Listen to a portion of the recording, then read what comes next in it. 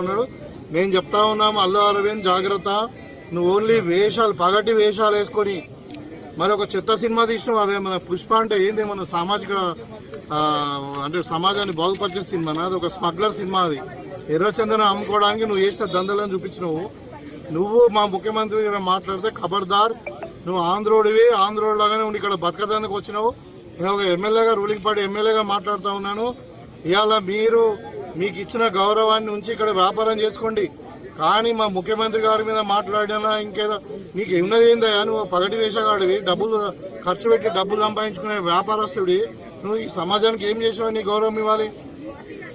ఇవాళ చనిపోయిన వ్యక్తిని పరామర్శించే మీరు వ్యాపారం చేసుకొని బతకండి అంతే. మీ కాంట్రిబ్యూషన్ ఏముందా తెలంగాణకు? 100% మేము హెచ్చరిక జారీ చేస్తా ఉన్నాము. ఇంకా మన ఇంటి ముంగట కొంతమంది వాళ్ళు జాయింట్ యాక్షన్ కమిటీ వాళ్ళు ఏదో చేసినట్టు, కానీ ఖచ్చితంగా ఇట్లనే ఇదే పద్ధతిగా మార్చుకోకుంటే తప్పదంగా కాంగ్రెస్ శ్రేణులు కూడా తెలంగాణలో మీ సినిమాలు కూడా ఆడడం కొడుకు అని చెప్తా ఉన్నాం.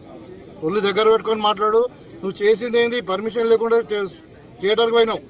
అక్కడ ఇంకా నేను చెప్తా ఉన్నా, నేను మా ముఖ్యమంత్రి గారు చెప్పలే, కానీ అక్కడ జరిగిన సంఘటన ఏం తెలుసా? అక్కడ తొక్కిసలాటలో వ్యక్తి చనిపోయింది, ఒక లేడీ.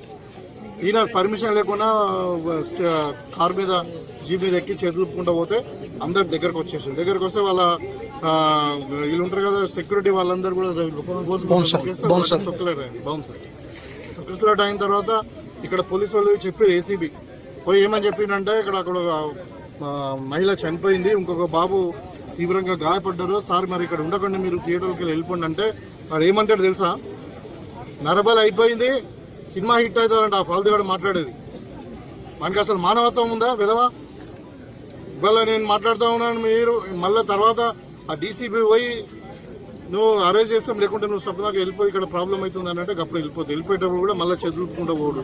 ఏదో ఘనకార్యం చేసినట్టు ఇంకా మా ముఖ్యమంత్రి గారు మాట్లాడడం, ప్రభుత్వం మీద విమర్శించడం తగది. జాగ్రత్తగా ఒళ్ళు దగ్గర పెట్టుకొని నువ్వు వ్యాపారం చేసుకుంటే చేసుకో, లేకుంటే సొప్పదాకా ఆంధ్ర వీక్ కూడా చెప్తున్నావు.